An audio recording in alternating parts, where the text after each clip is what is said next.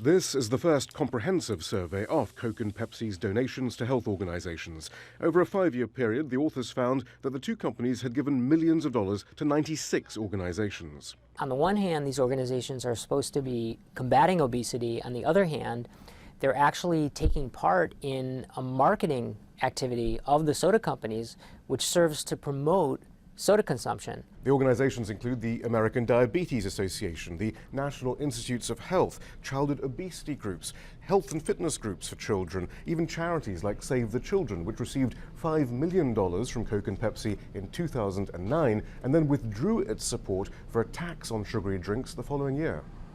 The US suffers from one of the highest rates of obesity in the world. A major contributory factor is sugary drinks. The US is one of the highest per capita consumers in the world. Federal and state laws have been proposed to regulate their marketing and directly to tax sugary drinks to make it less attractive as a beverage choice and also finance healthcare. In fact, on the same day this study was released, the World Health Organization recommended a 20% increase in the price of sugary drinks to help combat obesity, diabetes, and tooth decay. You tax the beverages and use the money to promote health, to support health systems, especially if it's targeted at the vulnerable and the poor. Both Coke and Pepsi have lobbied against such measures.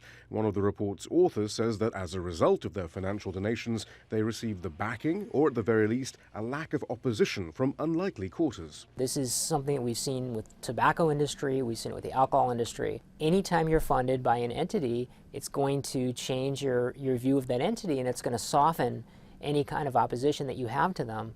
The health organizations, though, deny any linkage between the donations and their public policy positions.